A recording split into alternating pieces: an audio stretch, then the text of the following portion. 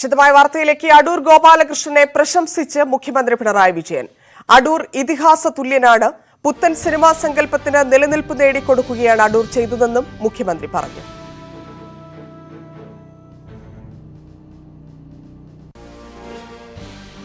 അടൂർ ഗോപാലകൃഷ്ണന്റെ ഇരിപ്പിടം ഒഴുക്കിനെതിരെ നീന്തി നവഭാവകത്വം പണിതവരുടെ കൂട്ടത്തിലായിരിക്കും. ആ ഔന്നത്യം തന്നെയാണ് മലയാള ചലച്ചിത്ര ശാഖയെ സ്വയംവരത്തിന് മുൻപും സ്വയംവരത്തിന് ശേഷവും എന്ന തരത്തിൽ വിഭജിക്കുന്നത്. സ്ഥാപിത താല്പര്യങ്ങളോടെയുള്ള മാധ്യമ പ്രവർത്തനങ്ങൾക്കെതിരെ നീന്തി എന്നും നേരിൻ്റെ പക്ഷത്ത് നിലയുറപ്പിച്ച ദേശാഭിമാനിയുടെ പേരിലുള്ള പുരസ്കാരം അദ്ദേഹത്തിൻ്റെ കൈകളിലേക്ക് എത്തിച്ചേരുന്നതിൽ തീർച്ചയായും പ്രത്യേകമായ ഔചിത്യ ഭംഗിയുണ്ട്. മലയാള ചലച്ചിത്ര ചരിത്രത്തെ സ്വയംവരത്തിന് മുൻപും ശേഷവുമെന്ന് വിഭജിക്കാമെന്ന് പറഞ്ഞുവല്ലോ. എന്താണ് അതിൻ്റെ അടിസ്ഥാനം? അതുവരേക്കും നമ്മുടെ സിനിമ സംസാരിച്ചിരുന്നത് കഥാപാത്രങ്ങളിലൂടെയായിരുന്നു. സിനിമയ്ക്ക് പറയാനുള്ളതെല്ലാം കഥാപാത്രങ്ങളുടെ സംഭാഷണങ്ങളായി പുറത്തുവരുന്ന രീതി. എന്നാൽ സ്വയംവരം ഇതിനെല്ലാം ഒരു മാറ്റം കൊണ്ടുവന്നു. സിനിമ ദൃശ്യഭാഷ ഉപയോഗിച്ച് പ്രവർത്തിക്കുന്ന കലാരൂപമാണെന്ന ആശയം അരക്കിട്ടുറപ്പിക്കുന്നതിൽ അടൂർ ഗോപാലകൃഷ്ണന്റെ തുറന്നുള്ള ചിത്രങ്ങൾ വഹിച്ച പങ്ക് വളരെ വലുതാണ്.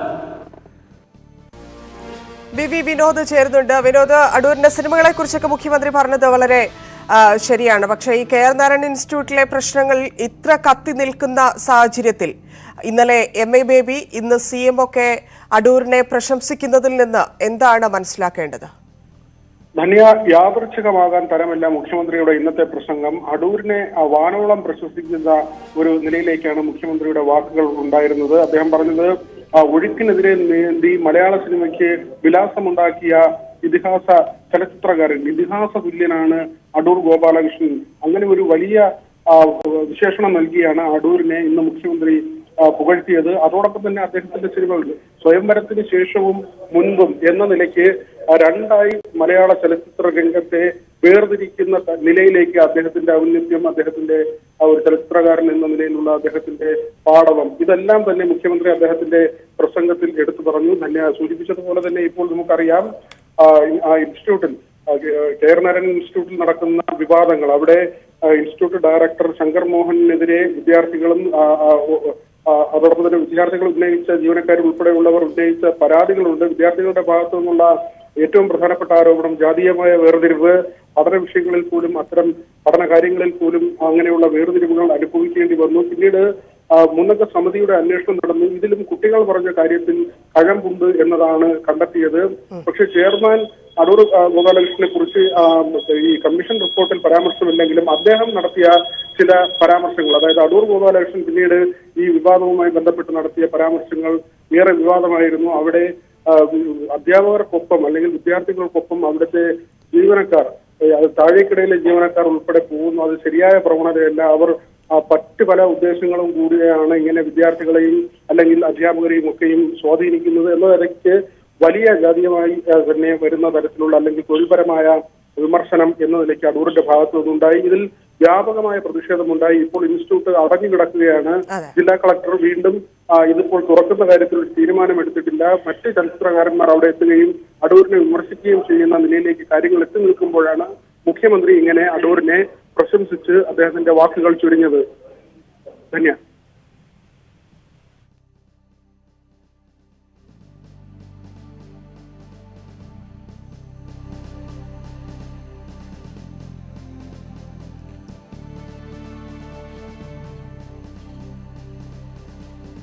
വിനോദ്, തുടരാമോ?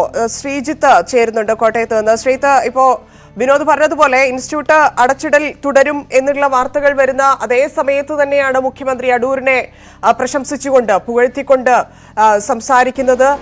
അതിന്റെ പിന്നിൽ എന്താണ് എന്നുള്ളതാണ് പറഞ്ഞുകൊണ്ടിരുന്നത് വിനോദ്.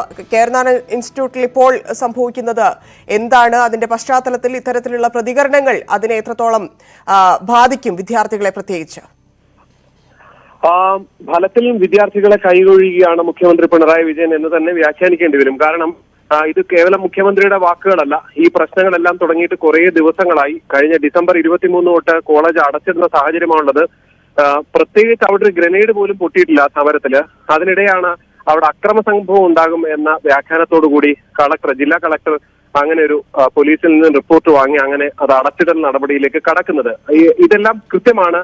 പക്ഷെ അപ്പോഴും ഈ ഇടത് പ്രവർത്തകരാണ്, ഇടത് സിനിമാ പ്രവർത്തകരാണ് പ്രത്യേകിച്ച് ഇടതുപക്ഷത്ത് എന്ന് നമ്മൾ കരുതുകയും അല്ലെങ്കിൽ ഇടതുപക്ഷത്തോടൊപ്പം നിൽക്കുന്ന ആഷിഖ് അബുവിനെ പോലുള്ളവർ തന്നെയാണ് അവിടെ സമരത്തിന് ഊർജം പകരാനൊക്കെ അവിടെ എത്തുന്നത്.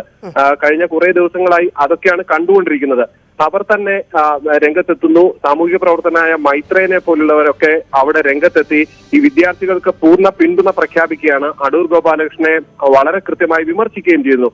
ഇതിന് പിന്നാലെയാണ് ഇടത് CPM ക്യാമ്പിൽ നിന്ന് ഒരുപക്ഷെ സാംസ്കാരിക മന്ത്രിയും ഒക്കെ ആയിരുന്ന പോളിറ്റ് ബ്യൂറോ മെമ്പർ കൂടിയായിരുന്ന MA ബേബിയുടെ ഭാഗത്ത് നിന്ന് കൃത്യമായി അടൂരിന്റെ ചരിത്രം പറഞ്ഞുകൊണ്ട് ഒരുപക്ഷെ ഇന്ന് മുഖ്യമന്ത്രി പറയുന്നതിന്റെ ഏതാണ്ട് സെയിം പാറ്റേൺ അതേ നിലയിൽ തന്നെ ഈ വിദ്യാർത്ഥികളെ ഫലത്തിൽ തള്ളിക്കൊണ്ട് ഈ അടൂരിനെ ന്യായീകരിക്കുന്ന പ്രതികരണം ഉണ്ടാകുന്നത്.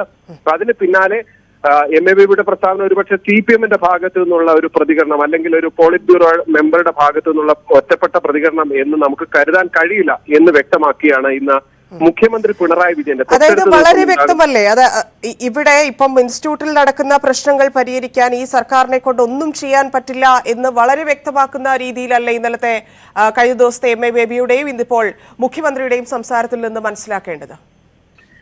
ധന്യ, ഒന്നും ചെയ്യാൻ പറ്റില്ല എന്നല്ല, ഒന്നും ചെയ്യണ്ട എന്ന് അവർ തീരുമാനിക്കുന്നു എന്ന് വേണം മനസ്സിലാക്കാൻ. ഒന്നും ചെയ്യാൻ പറ്റാത്ത സാഹചര്യം അവിടെ ഇല്ല. കാരണം ഈ ജാതി വിവേചനമൊക്കെ ഏതെങ്കിലും തരത്തിൽ അന്വേഷണ കമ്മീഷനെ കൊണ്ടൊക്കെ അന്വേഷിപ്പിച്ച് അതിന്റെ വിശദമായ തെളിവെടുപ്പൊക്കെ നടത്തി വേണം അതിൽ നടപടിയെടുക്കാൻ എന്ന് കരുതാം. പക്ഷെ അതിനുള്ള സമയവും ഇതിനകം തന്നെ ഏതാണ്ട് ഒരുപാട് പോയി. അവിടെ കേവലം ഏതെങ്കിലും ഒരു വിദ്യാർത്ഥിയോ ഏതെങ്കിലും 1-2 വിദ്യാർത്ഥി MG സർവകലാശാല ക്യാമ്പസിലൊക്കെ ദീപയുടെ സമരത്തിനൊക്കെ ദീപ മാത്രമാണ് അതിന്റെ വിഷയമായി.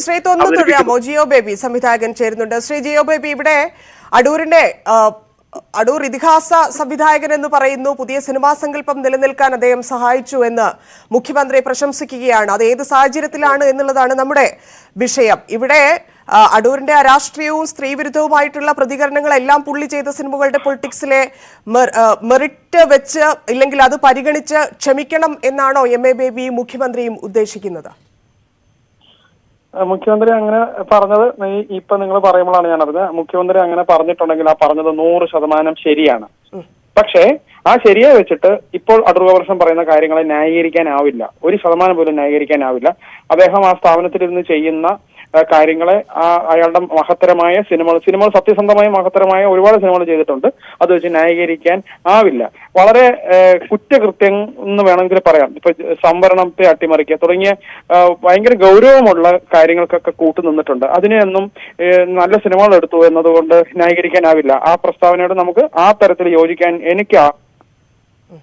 അല്ല, ഈ ഇപ്പം നമ്മള് സ്വാഭാവികമായിട്ട് പറയുമ്പോൾ ഈ ഉറങ്ങുന്നവരെ ഉണർത്താൻ നമുക്ക് സാധിക്കും. ഈ ഉറക്കം പ്രതികരണം പ്രത്യേകിച്ച് ഈ വിഷയം വരുമ്പോൾ ഉണ്ടാവുന്നത് എന്ത് നീതി ലഭ്യമാകും KR നാരായണൻ ഇൻസ്റ്റിറ്റ്യൂട്ടിലെ വിദ്യാർത്ഥികൾക്കെന്നാണ് പ്രതീക്ഷിക്കുന്നത്? താങ്കൾക്ക് അത്തരത്തിലൊരു പ്രതീക്ഷയുണ്ടോ?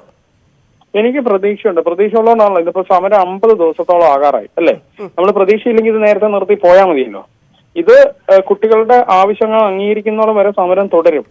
അപ്പോ ആ സമരത്തിന് പിന്തുണ കൂടി വരുന്നുണ്ട്. ഇപ്പൊ തുടക്ക സമയത്ത് വളരെ കുറച്ച് മനുഷ്യരായിരുന്നു അതിനോടൊപ്പം ഉണ്ടായിരുന്നു. ഇപ്പൊ അതുപോലെയല്ല. അപ്പൊ അത് പ്രധാനമായിട്ടും ഈ അടൂർ ഗോപാലകൃഷ്ണനൊക്കെ അയാളുടെയൊക്കെ നാവിൽ നിന്ന് വീഴുന്ന ഓരോ കാര്യങ്ങൾ കൊണ്ടൊക്കെ തന്നെയാണ് ഇതിന് ജനപിന്തുണ കിട്ടിയിട്ടുണ്ടെങ്കിൽ കിട്ടുന്നത്.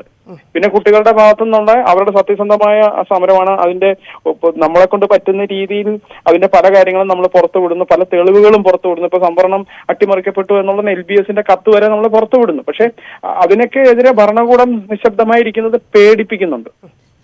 അതാണ് ഇവിടെ ഇപ്പം എന്തിന് അടൂരിനെ പുകഴ്ത്തുന്നു എന്നതൊന്നും ചോദിക്കാൻ നമ്മൾ ആളല്ല. കാരണം ഇന്ത്യയിൽ ജീവിച്ചിരിക്കുന്ന ഏറ്റവും മഹാനായ സംവിധായകരിൽ അല്ലെങ്കിൽ ഒരു ചലച്ചിത്രകാരൻ തന്നെയാണ് അടൂർ, സംശയമില്ല.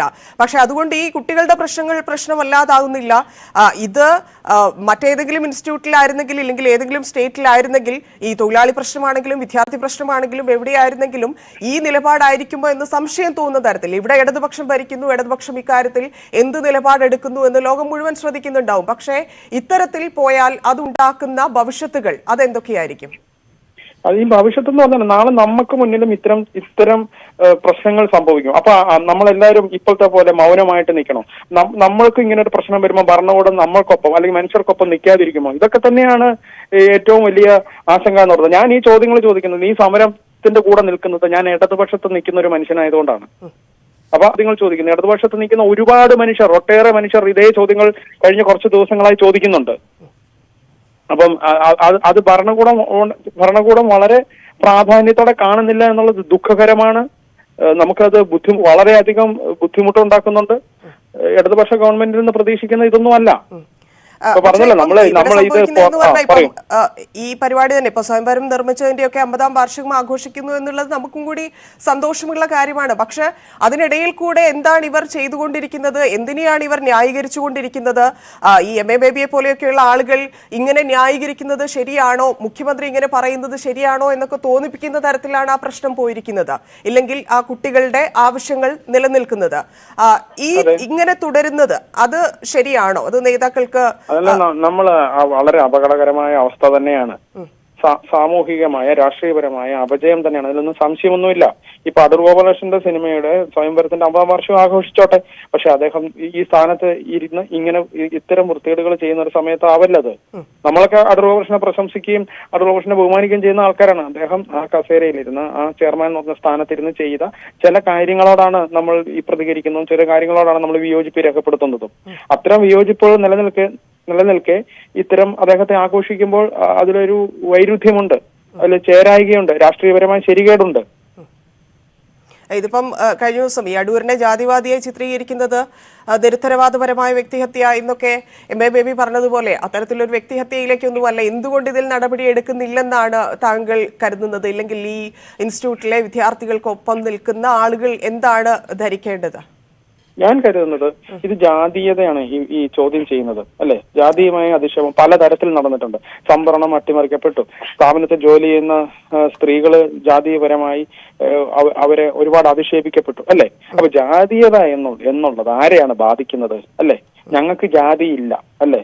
കേരളത്തിൽ ജാതി ഇല്ല, പ്രശ്നമില്ല എന്ന് പറഞ്ഞ് നടക്കുന്ന ഒരു കപട മനുഷ്യരുടെ ഒരു സ്ഥലം തന്നെയാണ് കേരളം എന്ന് എനിക്ക് വീണ്ടും ഒന്നും കൂടെ മനസ്സിലായി. ഇവിടെ ജാതിയുണ്ട്, അല്ലെ?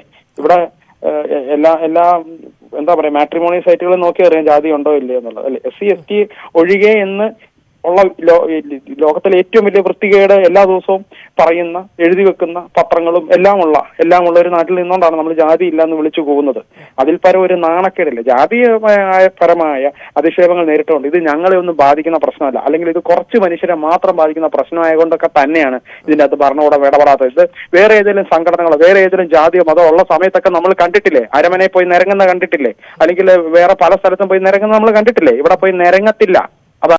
അതാണ് ഇതിന്റെ അകത്തൊരു പഴയിടത്തിന്റെ കേസിലൊക്കെ അത് വളരെ വ്യക്തമാണ്. മന്ത്രിയൊക്കെ പഴയിടത്തിന്റെ കേസല്ല, അതിന് മുന്നേ എത്ര സ്ഥലത്ത് നമുക്ക് പാലാ ബിഷപ്പിന്റെ പ്രതികരണത്തിന്റെ സമയത്ത് മന്ത്രി ഉടനെ പോയല്ലോ, അല്ലെ? MLA മന്ത്രി ഓടിപ്പോയല്ലോ, അല്ലെ? ഇവിടെ ഈ കുട്ടികളുടെ അടുത്ത് ആരാ പോയത്? അവരുടെ പ്രശ്നങ്ങൾ ആരാണ് പഠിച്ചത്? ഒരു പ്രതിപക്ഷം എന്ന് പറയുന്നൊരു സാധനം ഇവിടെ ഉണ്ട്. അവന്മാരെ പോലും കാണാനില്ല ഈ ഒരു ഏരിയയിൽ. എന്തൊരു ദുരവസ്ഥയാണെന്ന് ആലോചിച്ച് നോക്കി. ആകെ കുറച്ച് മനുഷ്യരുണ്ട്. ഈ അടൂർ ഗോപാലകൃഷ്ണൻ ഇരുന്ന മണ്ടത്തരം പറഞ്ഞുകൊണ്ട് കുറെ കൂടെ മനുഷ്യർക്ക് ആ കുട്ടികളുടെ സമരത്തിന്റെ സത്യസന്ധതയൊക്കെ മനസ്സിലായി കുറെ കൂടെ മനുഷ്യർ ഒപ്പം ചേർന്നിട്ടുണ്ട്. ഇടതുപക്ഷത്ത് നിൽക്കുന്ന ഒരുപാട് മനുഷ്യർ കൂടെ കൂടിയിട്ടുണ്ട്. പക്ഷെ എന്നിട്ടും ഇടതുപക്ഷ ഗവൺമെന്റ് ഇത് മനസ്സിലാക്കുന്നില്ല എന്നുള്ളത് സങ്കടകരമാണ്. ഇത് കേവലം അവിടുത്തെ ചെയർമാനെ പുറത്താക്കിയാൽ തീരുന്ന ഒരു പ്രശ്നമല്ല. കുട്ടികൾക്കുടെ പ്രശ്നങ്ങൾ ഒരുപാടാണ്. ഇപ്പൊ എന്താ പറയാ, അക്കാദമിക് കൗൺസിലിൽ സ്റ്റുഡന്റ് പ്രാതിനിധ്യം ഇല്ല. ഇങ്ങനെയൊക്കെയുള്ള വലിയ ഗൗരവപരമായ വിഷയങ്ങൾ ഇതിന്റെ അകത്തുണ്ട്. ശരി, വളരെ നന്ദി. Thank you. കൊല്ലത്ത് നിന്ന് NIA കസ്റ്റഡിയിലെടുത്ത മുഹമ്മദ് സാദിഖ് അറസ്റ്റിൽ. മുഹമ്മദ് സാദിഖ് PFIയുടെ റിപ്പോർട്ട് ദേശീയ അന്വേഷണ ഏജൻസി NIA കസ്റ്റഡിയിലെടുത്തിയത് സാദിഖിന്റെ വീട്ടിൽ നിന്നും പോപ്പുലർ ഫ്രണ്ട് പരിപാടിയിൽ പങ്കെടുത്തതിന്റെ വിശദാംശങ്ങൾ, വിവരങ്ങൾ എന്നിവ രേഖകൾ, ഇത് സംബന്ധിച്ച രേഖകൾ എന്നിവ എൻഐക്ക് ലഭിച്ചിരുന്നു. ഒപ്പം വിവിധ ഇടങ്ങളിലേക്ക് ഇയാൾ യാത്ര പോയിരുന്നു എന്ന് സംബന്ധിച്ച കൃത്യമായ രേഖകളും വീട്ടിൽ നിന്ന് ലഭിച്ചു എന്നാണ് നമുക്ക് എൻഐയിൽ നിന്നും മനസ്സിലാകുന്നത്. എന്തായാലും എൻഐയുമായി അല്ലെങ്കിൽ പോപ്പുലർ ഫ്രണ്ടുമായി അടുത്ത ബന്ധമുണ്ട് പുലർത്തിയിരുന്ന ആളാണ് ഇയാൾ എന്ന് മനസ്സിലാക്കിയിരുന്നു. നേരത്തെ തന്നെ സൂചിപ്പിച്ചത് തന്നെ ഈ വകവരുത്തേണ്ട ആളുകളുടെ പട്ടിക തയ്യാറാക്കി ചൂണ്ടിക്കാണിച്ചു കൊടുക്കുന്ന ജോലിയായിരുന്നു മുഹമ്മദ് സാദിഖിനും ഉള്ളതെന്നാണ് എൻഐയുടെ അന്വേഷണത്തിൽ വ്യക്തമായിരിക്കുന്നത്. നേരത്തെ തന്നെ വിവിധ സമൂഹത്തിന്റെ വിവിധ തലങ്ങളിൽപ്പെട്ട ആളുകളെ വകവരുത്തുന്നതിനുള്ള ഒരു പട്ടിക തയ്യാറാക്കി ഈ കൃത്യത്തിൽ ഏർപ്പെടുന്നതിനുള്ള തയ്യാറെടുപ്പ് പോപ്പുലർ ഫ്രണ്ട് നടത്തിയിരുന്നു. ഇതിൽ നിർണായക പങ്ക് ഇയാൾ വഹിച്ചു എന്നും പറയുന്നു. ഇന്ന് വൈകുന്നേരത്തോടുകൂടിയാണ് ഇയാളുടെ അറസ്റ്റ് എൻഐഎ രേഖപ്പെടുത്തിയിരിക്കുന്നത്. നാളെ കൊച്ചിയിലെ എൻഐഎ കോടതിയിൽ ഹാജരാക്കും. ധന്യവാദം. നന്ദി അനീഷ്.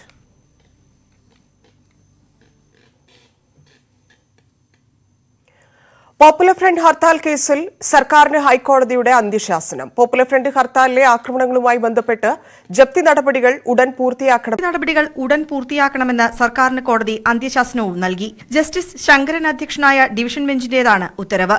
ജപ്തി നടപടികൾ വേഗത്തിൽ പൂർത്തിയാക്കി റിപ്പോർട്ട് ഈ മാസം 23-നകം നൽകണം. ജില്ലാടിസ്ഥാനത്തിലായിരിക്കണം റിപ്പോർട്ട് നൽകേണ്ടതെന്നും നിർദ്ദേശമുണ്ട്. ജപ്തി നടപടികൾക്ക് നോട്ടീസ് നൽകേണ്ടതില്ലെന്നും ഡിവിഷൻ ബെഞ്ച് വിശദീകരിച്ചു. മിന്നൽ ഹർത്താലിൽ 5 കോടിയുടെ നഷ്ടമുണ്ടായതായാണ് കണക്കുകൾ സൂചിപ്പിക്കുന്നത്. ന്യൂസ് 18 കൊച്ചി. കൊല്ലത്തിന്നും എൻഐഎ റെയ്ഡ്. ചാത്തനാംകുളം സ്വദേശി നിസാറുദ്ദീന്റെ വീട്ടിലായിരുന്നു പരിശോധന. ഇയാൾ നേരത്തെ പോപ്പുലർ ഫ്രണ്ട് പ്രവർത്തകനായിരുന്നു. നിസാറുദ്ദീന്റെ ഡയറിയും ആധാർ കാർഡും എൻഐഎ സംഘം പിടിച്ചെടുത്തു. മറ്റു ചില രേഖകളും വീട്ടിൽ നിന്ന് കണ്ടെത്തി. എന്നാൽ റെയ്ഡ് നടക്കുന്ന സമയത്ത് നിസാറുദ്ദീൻ വീട്ടിലുണ്ടായിരുന്നില്ല. പുലർച്ചെ 3-ന് ആരംഭിച്ച റെയ്ഡ് 6:30-ക്ക് അവസാനിച്ചു. കിളികൊല്ലൂർ പോലീസിന്റെ സഹായത്തോടെയായിരുന്നു പരിശോധന. റെയ്ഡിന് തൊട്ടുമുന്നേയാണ് കിളികൊല്ലൂർ പോലീസിനെ എൻഐഎ വിവരം അറിയിച്ചത്. ദേശീയ അന്വേഷണ ഏജൻസിയുടെ കൊച്ചി യൂണിറ്റാണ് റെയ്ഡ് നടത്തിയത്. ഇന്നലെ ചവറയിൽ നടത്തിയ റെയ്ഡിൽ മുക്കുത്തോട് സ്വദേശി മുഹമ്മദ് സാദിഖിനെ കസ്റ്റഡിയിലെടുത്തു. ഇന്ന് അറസ്റ്റ് രേഖപ്പെടുത്തി.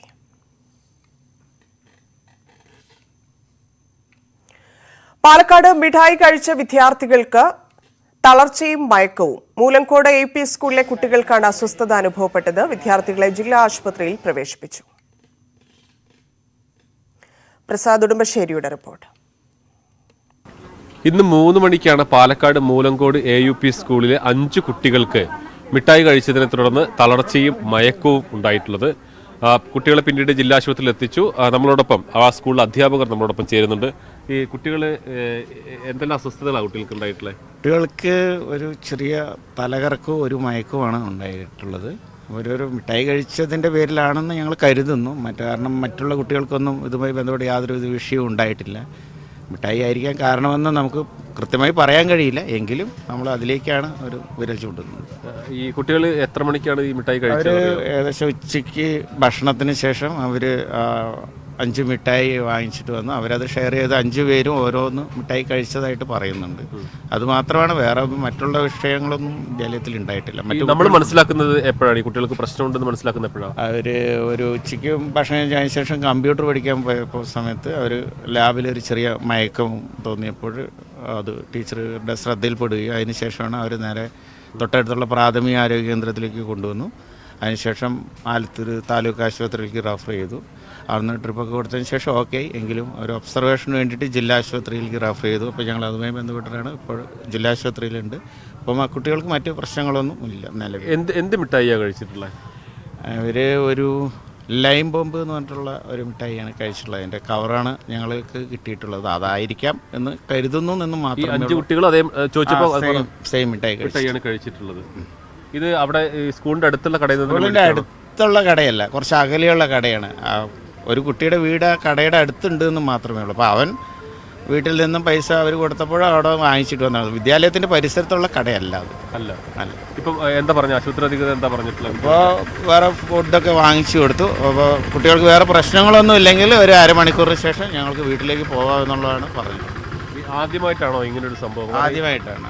ഈ കുട്ടികൾ മുമ്പ് കുട്ടികളോട് ചോദിച്ചിരുന്നു ഈ കുട്ടികൾ ഇതിനു മുമ്പ് മറ്റ് വേറെ കടകളിൽ നിന്ന് ഇത്തരത്തിലുള്ള മിഠായി കഴിച്ചിട്ടുണ്ട്. ഇന്നാണ് ഇപ്പോൾ ഇങ്ങനെയൊരു സംഭവം റിപ്പോർട്ട് ചെയ്തത്. അതായത് ഈ മിഠായി മുമ്പ് കഴിച്ചിട്ടുണ്ട്. അന്ന് പ്രശ്നങ്ങളൊന്നും ഉണ്ടായിരുന്നില്ല എന്നാണ് കുട്ടികൾ പറയുന്നത്.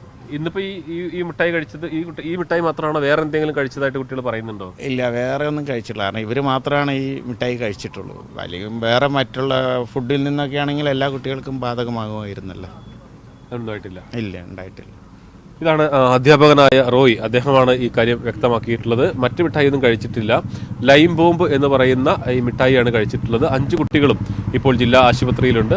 അവർ അല്പസമയം നിരീക്ഷണത്തിന് ശേഷം മറ്റ് ആരോഗ്യ പ്രശ്നങ്ങളൊന്നുമില്ല. തുടക്കത്തിൽ തളർച്ചയും മയക്കവും തോന്നിയതിനെ തുടർന്നാണ് വിദഗ്ധ ചികിത്സയ്ക്കായി കൊണ്ടുവന്നിട്ടുള്ളത്. എന്തായാലും കുറച്ച് സമയത്തിന് ശേഷം അവരെ വീടുകളിലേക്ക് വിടും എന്ന് തന്നെയാണ് അദ്ദേഹം പറയുന്നത്. എന്തായാലും ഈ മിഠായി കഴിച്ച 5 കുട്ടികൾക്കുമാണ് ഇത്തരം അസ്വസ്ഥത ഉണ്ടായിട്ടുള്ളത്. സംസ്ഥാനത്ത് ആവർത്തിക്കുന്ന ഭക്ഷ്യവിഷബാധയിൽ ഇടപെട്ട് ഹൈക്കോടതി. കുറ്റക്കാർക്കെതിരെ എന്ത് നടപടി സ്വീകരിച്ചെന്ന് അറിയിക്കാൻ ഹൈക്കോടതി ആവശ്യപ്പെട്ടു. എം.എസ്. അനീഷ് കുമാർ ചേരുന്നു. അനീഷ്, ഇത് ഓരോ ദിവസവും റിപ്പോർട്ട് ചെയ്യപ്പെട്ടുകൊണ്ടിരിക്കുകയാണ്. ഭക്ഷ്യവിഷബാധയുമായി ബന്ധപ്പെട്ടുള്ള വാർത്തകൾ എങ്ങനെയാണ് വിഷയത്തിൽ കോടതി ഇടപെടൽ? വിവരങ്ങൾ. ഭക്ഷ്യവിഷബാധയുമായി ബന്ധപ്പെട്ട് കോട്ടയത്ത് നഴ്സ് മരിച്ച സംഭവം പിന്നീട് സംസ്ഥാനത്തിന്റെ വിവിധ ഭാഗങ്ങളിലായി റെയ്ഡിൽ പഴകിയ ഭക്ഷണ സാമഗ്രികൾ പിടിച്ചെടുക്കുന്നു. തൊക്കിൽ 500 കിലോഗ്രാമോളം ഇറച്ചി പിടിച്ചെടുക്കുന്നു. ഏറ്റവും ഒടുവിൽ വടക്കംപരവൂരിൽ 68 പേർ ഭക്ഷ്യവിഷബാധ ബാധിതരായി ആശുപത്രിയിൽ ചികിത്സയിൽ കഴിഞ്ഞു. ഇത്തരം നിരവധി സംഭവങ്ങൾ ആവർത്തിച്ചു വരുന്ന പശ്ചാത്തലത്തിലാണ് ഹൈക്കോടതി വിഷയത്തിൽ ഇടപെട്ടിരിക്കുന്നത്. ചീഫ് ജസ്റ്റിസ് അധ്യക്ഷനായ ബെഞ്ചാണ് ഇക്കാര്യത്തിൽ വിശദമായ റിപ്പോർട്ട് വേണമെന്ന് ആരോഗ്യ കുടുംബക്ഷേമ സെക്രട്ടറിയോട് ആവശ്യപ്പെട്ടിരിക്കുന്നത്. കുറ്റക്കാർക്കെതിരെ എന്തൊക്കെ നടപടികൾ സ്വീകരിച്ചു എന്നത് വ്യക്തമാക്കണമെന്നും കോടതി പറയുന്നു. നേരത്തെ വ്യത്യസ്തമായ ഉത്തരവുകളിലൂടെ ഈ ഭക്ഷ്യവിഷബാധ തടയുന്നതിനുള്ള കർശനമായ നടപടികൾ സ്വീകരിക്കണമെന്ന് സംസ്ഥാന സർക്കാരിന് നിർദ്ദേശം കൊടുക്കുകയും ഈ നിർദ്ദേശം അനുസരിക്കുമെന്ന് കോടതിയിൽ സർക്കാർ വ്യക്തമാക്കുകയും ചെയ്തിരുന്നു. ഈ ഉത്തരവനുസരിച്ചുള്ള നടപടിക്രമങ്ങൾ ചെയ്തിട്ടുണ്ടോ, എത്ര പരിശോധനകൾ നടത്തുന്നു എന്നത് സംബന്ധിച്ചിട്ടുള്ള വിശദമായ കണക്ക് വേണം എന്നാണ് ഇപ്പോൾ കോടതി ആവശ്യപ്പെട്ടിരിക്കുന്നത്. നന്ദി അനീഷ്. കളമശ്ശേരിയിൽ പഴകിയ ഇറച്ചി വിറ്റ സ്ഥാപനങ്ങളുടെ പേര് പുറത്ത്. നഗരസഭാ സെക്രട്ടറിയെ LDF നേതൃത്വത്തിൽ ഉപരോധിച്ചതിന് പിന്നാലെയാണ് സ്ഥാപനങ്ങളുടെ പേര് പുറത്തുവിടാൻ അധികൃതർ തയ്യാറായത്. നഗരസഭാ സെക്രട്ടറിയുടെ സീൽ പതിച്ച ലിസ്റ്റ് ഡിവൈഎഫ്ഐ പ്രവർത്തകരാണ് പുറത്തുവിട്ടത്. ഹോട്ടലുകൾക്കെതിരെ നടപടിയുമായി സംസ്ഥാന സർക്കാർ മുന്നോട്ടു പോകുമ്പോഴും സംസ്ഥാനത്ത് ഇന്നും പഴകിയ ഭക്ഷണം പിടികൂടി. വടക്കൻ പറവൂരിലെ കുംബാരിസ് ഹോട്ടലിൽ നിന്നാണ് പഴകിയ ഭക്ഷണം പിടിച്ചെടുത്തത്. കഴിഞ്ഞ ദിവസം ഭക്ഷ്യവിഷബാധ ഉണ്ടായ എറണാകുളം വടക്കൻ പറവൂരിലെ മജ്ലിസ് ഹോട്ടൽ ഉടമ ഒളിവിലാണ്. ഹോട്ടലിൽ നിന്ന് ഭക്ഷണം കഴിച്ച 68 പേർക്കാണ് ഇതുവരെ ഭക്ഷ്യവിഷബാധയേറ്റത്. നഗരസഭയിലേക്ക് ഡിവൈഎഫ്ഐയും AYFും മാർച്ച് നടത്തി.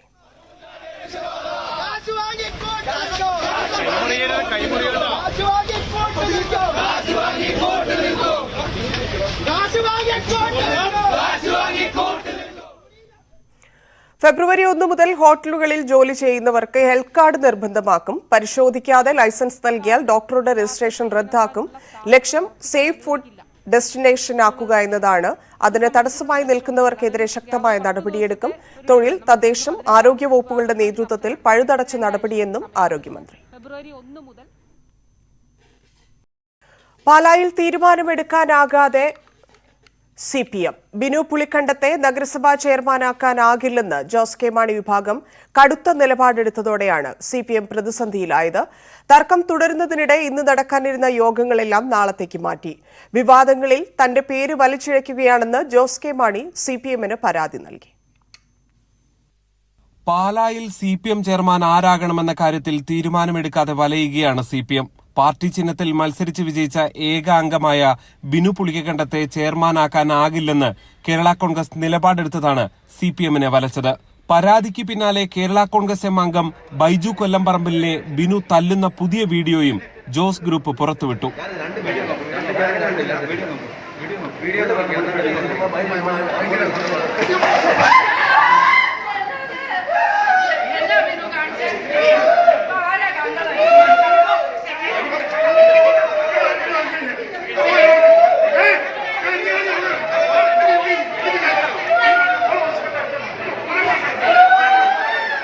വാർത്തകളിൽ തന്റെ പേര് ബോധപൂർവം വലിച്ചിഴയ്ക്കാൻ ശ്രമിക്കുന്നതായി ആരോപിച്ച് ജോസ് കെ മാണി CPM സംസ്ഥാന നേതൃത്വത്തിന് പരാതി നൽകി. പ്രശ്നം വഷളായതോടെ ഇന്ന് നടക്കാനിരുന്ന മുഴുവൻ ഇടത് യോഗങ്ങളും നാളത്തേക്ക് മാറ്റി. രാവിലെ 7:30 CPM പാലാ ഏരിയ കമ്മിറ്റി യോഗം ആദ്യം ചേരും. തുടർന്ന് പാർലമെന്ററി പാർട്ടി. അതിനിടെ സംസ്ഥാന നേതൃത്വം തന്നെ ഇടപെട്ട് ആരാകണമെന്ന നിർദ്ദേശം പ്രാദേശിക നേതൃത്വത്തെ അറിയിച്ചേക്കും. തീരുമാനം ഏരിയ കമ്മിറ്റിക്ക് വിട്ടാൽ ബിനു തന്നെ ചെയർമാനായേക്കും. ഇല്ലെങ്കിൽ CPM സ്വതന്ത്ര ബിന്ദു മനുവിന്റെ പേരാണ് മുഖ്യ പരിഗണനയിൽ. ജോസ് കെ മാണിയുടെ ആവശ്യത്തിന് CPM വഴങ്ങുമോ എന്നതാണ് പാലയിലെ പ്രധാനപ്പെട്ട ചോദ്യം. തീരുമാനം എന്തായാലും തർക്കങ്ങൾ ഉടൻ അവസാനിക്കാൻ സാധ്യതയില്ല. G Sreejith, news 18 Kottayam. ലഹരിക്കടത്ത് കേസിൽ ആരോപണ വിധേയനായ CPM കൌൺസിലർ A. ഷാനവാസിനെ പുറത്താക്കണമെന്നാവശ്യപ്പെട്ട് ആലപ്പുഴ നഗരസഭയിൽ പ്രതിപക്ഷ പ്രതിഷേധം. അന്വേഷണം പൂർത്തിയാകുന്നതുവരെ ഷാനവാസിനെ മാറ്റാനാകില്ലെന്ന് ഭരണസമിതിയുടെ വിശദീകരണം.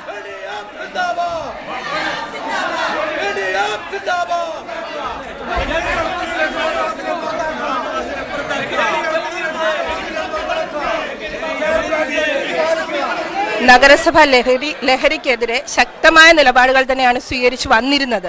ഇപ്പോൾ നമ്മളുടെ ഒരു കൗൺസിലർക്കെതിരെ ഇത്തരം ഒരു ആരോപണം നടന്നിട്ടുണ്ട്. അത് തീർച്ചയായിട്ടും തെളിയിക്കുകയാണെങ്കിൽ ഉറപ്പായിട്ടും നഗരസഭ എന്നുള്ള നിലയിൽ നടപടി എടുത്തിരിക്കും. അതെ, ആധികാരികമായ റിപ്പോർട്ടുകൾ നമുക്ക് ലഭിച്ചിട്ടില്ല, ഇതുവരെ ലഭിച്ചിട്ടില്ല. FIR ചുമത്തുകയോ അല്ലെങ്കിൽ പ്രതിപട്ടികയിൽ ചേർക്കുകയോ ചെയ്തിട്ടില്ല. അത്തരം ഒരു കൗൺസിലർക്കെതിരെ നമുക്ക് നിയമപരമായി നടപടിയെടുക്കാൻ സാധിക്കില്ല. അത്തരത്തിലൊരു ആരോപിതനാണ് എന്ന് തെളിയിക്കപ്പെട്ടാൽ തീർച്ചയായിട്ടും നടപടി ഉണ്ടാകും.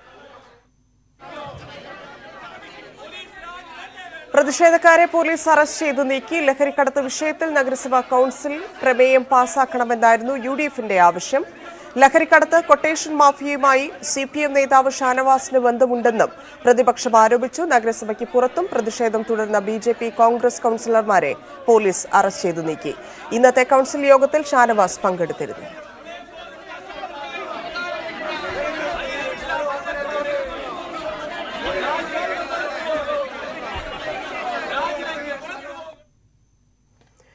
കോട്ടയം എൻഫോഴ്സ്മെന്റ് RT ഓഫീസിൽ ലക്ഷങ്ങളുടെ കോഴ ഇടപാട് കണ്ടെത്തി.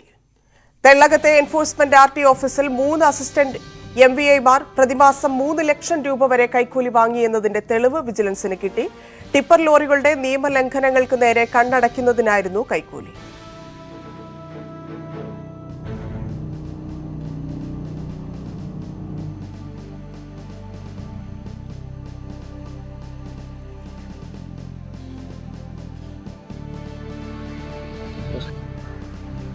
സാറേ, ആ 1663 നമ്മുടെ ചങ്ങനാശ്ശേരി വെച്ച് നമ്മുടെ ഒരു വണ്ടി പിടിച്ചത് KL 369 ആ ഒരു വണ്ടി പിടിച്ചത് നമ്മൾ ചെയ്യുന്ന വണ്ടിയാണ്. ഇവിടെ വെച്ച് ചങ്ങനാശ്ശേരി വെച്ച് പിടിച്ചില്ല. സിഗ്നലിന്റെ അവിടെ വെച്ച് ഒന്ന് വിളിച്ച് പറഞ്ഞേക്കാവോ? എനിക്കിവിടെ റേഞ്ചില്ല സാറേ, ഒരു രക്ഷയിലൊന്നും കേൾക്കാൻ മേല, റേഞ്ചില്ല.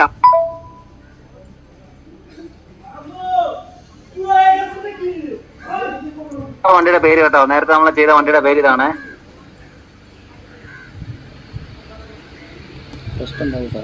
രാജീവ്, അവന് ഞാൻ കേസ് ഇട്ടിട്ടുണ്ട് ഡ്രാഫ്റ്റില്. അവനൊരു 1000 രൂപ ഫൈൻ അടയ്ക്കാൻ വരാൻ പറ കേട്ടോ. ഞാൻ ഇന്നലത്തെ ഡേറ്റിലാണ് കേസ് ഇട്ടിരിക്കുന്നത്. ഒരു 1000 രൂപ അടച്ചുകൂടെ ക്ലോസ് ചെയ്യാൻ പറ. അതെന്നെ വന്ന് കാണാൻ പറ. ഉച്ചയ്ക്ക് ശേഷം ഞാനുണ്ടാവും. 2 മണിയാകുമ്പോ എന്റെ അടുക്ക് വരാൻ പറ. 1000 രൂപ അടയ്ക്കാൻ പറ. ഈ വണ്ടി കേട്ടോ പുതിയത് ഓടുന്നത്. ഇവര് 3 പേരും പറഞ്ഞില്ലേ സാറേ, വിനായക്കാരൻ പൈസ തന്നിട്ടുണ്ടേ. രാജീവ് നുണ പറയാൻ നോക്കിയ? ഇല്ല, ഞാൻ നുണയൊന്നും പറഞ്ഞില്ല സാറേ. ആ കൺസോൾക്കാരൊന്ന് വിളിക്കോ അല്ലെ അതൊന്ന് അറേഞ്ച് ചെയ്യണേ. വിളിച്ചിട്ട് ഫോൺ എടുക്കുന്നില്ല. രാവിലെ വിളിച്ചായിരുന്നു, എടുക്കണില്ല. കൺസോ ഇതിലെ വരുന്നില്ല, കാണുന്നില്ല. ഞങ്ങള് തൊടുപുഴ റൂട്ടിൽ ഇപ്പുണ്ട്, നോക്കാം. കിട്ടിയിട്ടുണ്ടേ, അതൊന്ന് പറഞ്ഞേക്കാവോ?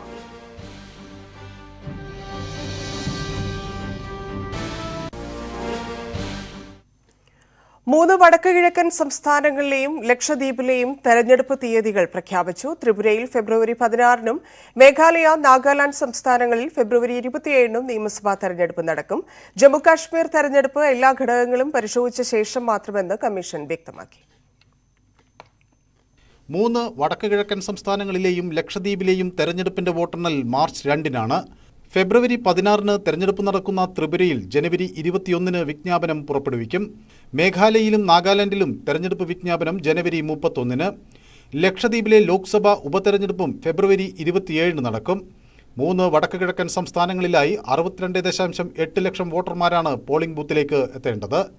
ഇതിൽ 31.47 ലക്ഷം പേർ സ്ത്രീകളാണ്. 1,76,000 പേർ കന്നി വോട്ടർമാർ. എല്ലായിടത്തും ഒറ്റഘട്ടമായാണ് തെരഞ്ഞെടുപ്പ് നടക്കുന്നത്.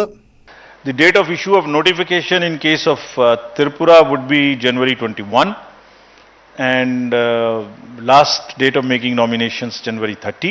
We will also put it on social media account of ours immediately so that you can take this. You can put it right now. So if you want, it can be downloaded from our sweep handle. Meghalaya and Nagaland would have it on 31st January, and thereafter both of them have the poll together. The date of poll would be February 16th in case of Tripura and February 27th. So we are finishing all the polling in the February 27th, within February itself. This is to take into account, this is taken into account that the examinations schedules are also taken into account and that children are not really disturbed by this to the extent possible. So since most of the exams are by and large in March, we have tried to finish this in February itself, and no polling station is in any school which is a CBSE related school whose CBSE schedule has come. So there is only one paper before this, but we have ensured that in no school there is a CBSE center or a CBSE school. Meghalaya and Nagaland poll on the same day. That means the February 27th would be date of poll and January 31st being the date of notification. 3 സംസ്ഥാനങ്ങളിലുമായി 9125 polling സ്റ്റേഷനുകൾ തയ്യാറാകും. ഇതിൽ 70% polling സ്റ്റേഷനുകളിലും webcasting ഉണ്ടായിരിക്കും. 376 polling സ്റ്റേഷനുകൾ വനിതാ ജീവനക്കാരാണ് മുഴുവനായും നിയന്ത്രിക്കുന്നത്.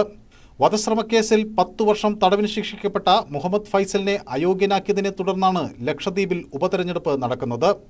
അക്രമരഹിതമായ തെരഞ്ഞെടുപ്പ് നടത്താൻ കമ്മീഷൻ പ്രതിജ്ഞാബദ്ധമാണെന്ന് മുഖ്യ തെരഞ്ഞെടുപ്പ് കമ്മീഷണർ വ്യക്തമാക്കി. 2024 പാർലമെന്റ് തെരഞ്ഞെടുപ്പിന് മുന്നോടിയായി നടക്കുന്ന നിയമസഭാ തെരഞ്ഞെടുപ്പുകളിലെ ഫലം ബിജെപിക്കും കോൺഗ്രസിനും ഒരുപോലെ നിർണായകമാണ്. National desk news 18. കേന്ദ്ര സർക്കാർ ജനാധിപത്യത്തെയും ഫെഡറലിസത്തെയും ദുർബലമാക്കിയെന്ന് മുഖ്യമന്ത്രി. ഗവർണർ പദവി ദുരുപയോഗം ചെയ്യുന്നു. ഹിന്ദിക്ക് കൂടുതൽ പ്രാധാന്യം നൽകുന്നത് പ്രാദേശിക ഭാഷകളെ ബാധിക്കുമെന്നും അദ്ദേഹം വിമർശിച്ചു. തെലങ്കാനയിൽ ബിആർഎസ് സംഘടിപ്പിച്ച കോൺഗ്രസ് ഇതര പ്രതിപക്ഷ പാർട്ടികളുടെ പൊതുസമ്മേളനത്തിലാണ് പിണറായി വിജയന്റെ വിമർശനം. ഡൽഹി മുഖ്യമന്ത്രി അരവിന്ദ് കെജ്രിവാൾ, തെലങ്കാന മുഖ്യമന്ത്രി ചന്ദ്രശേഖര റാവു തുടങ്ങിയവർ പങ്കെടുത്തു. യുക്രൈൻ തലസ്ഥാനം കീവിന് സമീപം ഹെലികോപ്റ്റർ അപകടത്തിൽ യുക്രൈൻ ആഭ്യന്തരമന്ത്രി അടക്കം 18 പേർ കൊല്ലപ്പെട്ടു. ആഭ്യന്തരമന്ത്രി ഡെനിസ് മൊണാഡ്സ്കി, പ്രസിഡൻഷ്യൽ ഓഫീസിന്റെ ഡെപ്യൂട്ടി ഹെഡ് കിർലോ മോഷെൻകോ ഉൾപ്പെടെ ഹെലികോപ്റ്ററിലുണ്ടായിരുന്ന 9 പേരും കൊല്ലപ്പെട്ടു. ഹെലികോപ്റ്റർ തകർന്നു വീണത് ബ്രോവറിയിലെ കിൻഡർഗാർട്ടന് സമീപത്തായിരുന്നു. ഇവിടെ ഉണ്ടായിരുന്ന 3 കുട്ടികൾ ഉൾപ്പെടെ 9 പേരും കൊല്ലപ്പെട്ടു. 10 പേരെ ആശുപത്രിയിൽ പ്രവേശിപ്പിച്ചു. ദുരന്ത കാരണമെന്തെന്ന് വ്യക്തമല്ല. റഷ്യയുടെ ആക്രമണത്തെ തുടർന്നാണ് അപകടമെന്ന് പ്രദേശവാസികൾ ആരോപിച്ചു. റിലയൻസ് ഇൻഡസ്ട്രീസ് ചെയർമാൻ മുകേഷ് അംബാനിയുടെയും നിത അംബാനിയുടെയും മകൻ ആനന്ദ് അംബാനിയുടെ വിവാഹ നിശ്ചയത്തോടനുബന്ധിച്ച് ഗോൽദാന ചടങ്ങ് നാളെ നടക്കും. പരമ്പരാഗത ഗുജറാത്തി ശൈലിയിലുള്ള നിശ്ചയ ചടങ്ങാണ് ഗോൽദാന. രാധിക മർച്ചന്റിനെയാണ് ആനന്ദ് അംബാനി വിവാഹം കഴിക്കുന്നത്. നിശ്ചയത്തോടനുബന്ധിച്ച് മെഹന്തി ആഘോഷം ഇന്നലെ നടന്നു. വിവാഹ നിശ്ചയത്തോടനുബന്ധിച്ചുള്ള റോക്ക ചടങ്ങ് ഡിസംബർ 29-ന് രാജസ്ഥാനിലെ ശ്രീനാഥ്ജി ക്ഷേത്രത്തിൽ നടന്നിരുന്നു. വിരേൻ മർച്ചന്റിന്റെയും ശൈലയുടെയും മകളായ രാധിക മർച്ചന്റ് ഭരതനാട്യം നർത്തകി കൂടിയാണ്.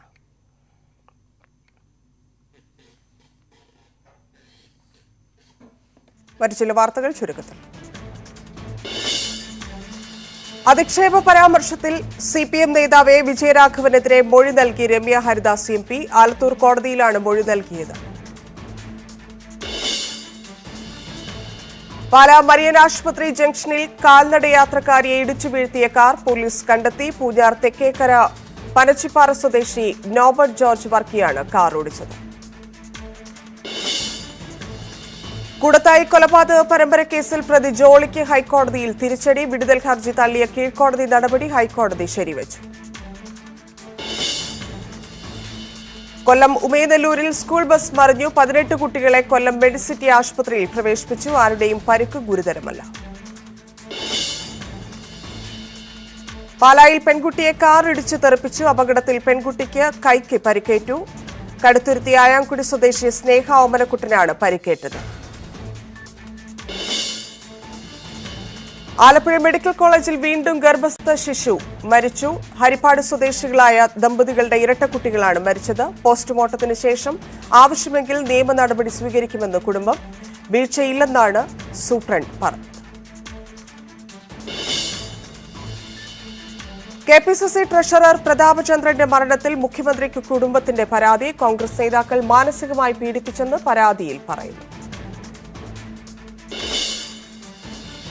ഇലന്തൂർ ഇരട്ട നരബലി കേസിലെ രണ്ടാമത്തെ കുറ്റപത്രം ശനിയാഴ്ച കോടതിയിൽ സമർപ്പിക്കും. റോസ്ലി കൊലക്കേസിലെ കുറ്റപത്രമാണ് പെരുമ്പാവൂർ JMCM കോടതിയിൽ സമർപ്പിക്കുന്നത്. മുഹമ്മദ് ഷാഫി, ഭഗവൽ സിംഗ്, ലൈല എന്നിവരാണ് പ്രതികൾ.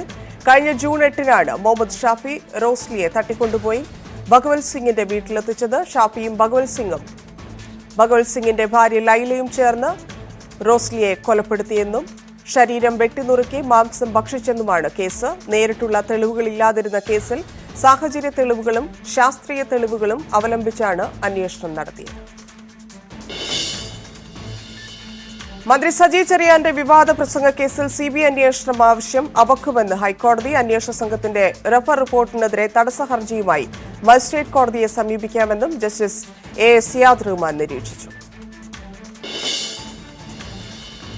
ജനതാദൾ എസിൽ ലയിക്കാനുള്ള LJDയുടെ തീരുമാനത്തിന് JDS സംസ്ഥാന സമിതിയുടെ അംഗീകാരം. മാത്യു T. തോമസ് അധ്യക്ഷനായി തുടരും. MV ശ്രേയാംസ് കുമാർ JDS ദേശീയ സെക്രട്ടറിയാകും. യൂത്ത് ലീഗ് സെക്രട്ടേറിയറ്റ് മാർച്ചിൽ സംഘർഷം. 1 മണിക്കൂറോളം തലസ്ഥാനത്തെ യുദ്ധക്കളമാക്കിയ മാർച്ചിൽ 10 പ്രവർത്തകർക്കും 3 പോലീസുകാർക്കും പരിക്കേറ്റു. പാലക്കാട് ധോണിയിൽ ഇന്ന് പുലർച്ചെ PT7 ഇറങ്ങി നാശം വിതച്ചു. നെൽകൃഷി നശിപ്പിച്ച കാട്ടാന വീടിന്റെ ചുറ്റുമതിലും തകർത്തു. പട്ടാപ്പകൽ പട്ടാമ്പി മുളയങ്കാവ് ടൗണിൽ കാട്ടുപന്നിക്കൂട്ടം ഇറങ്ങി. ചൊവ്വാഴ്ച രാവിലെ 9 മണിയോടെയായിരുന്നു സംഭവം. വലിയ കാട്ടുപന്നികളും കുട്ടികളും അടക്കം 10ഓളം വരുന്ന കാട്ടുപന്നിക്കൂട്ടമാണ് മുളയങ്കാവ് ടൗണിൽ ഇറങ്ങിയത്. ഗുരുവായൂർ ആനക്കോട്ടയിൽ ആന ഇടഞ്ഞു. സിദ്ധാർത്ഥൻ എന്ന ആനയാണ് ഇടഞ്ഞത്.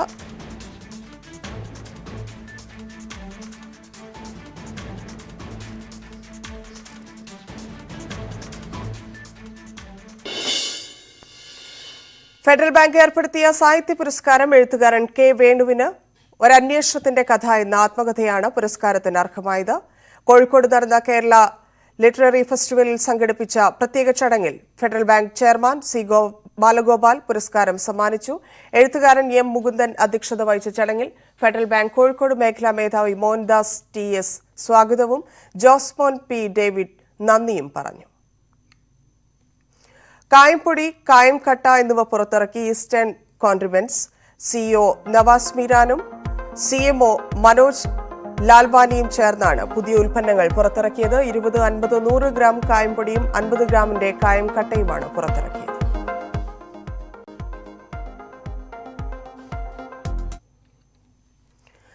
Latin American Caribbean Federation of ഇന്ത്യയുടെ ഇന്ത്യൻ ക്യൂബൻ ട്രേഡ് കമ്മീഷണറായി ICL group of companies CMD advocate KG അനിൽകുമാറിനെ നിയമിച്ചു.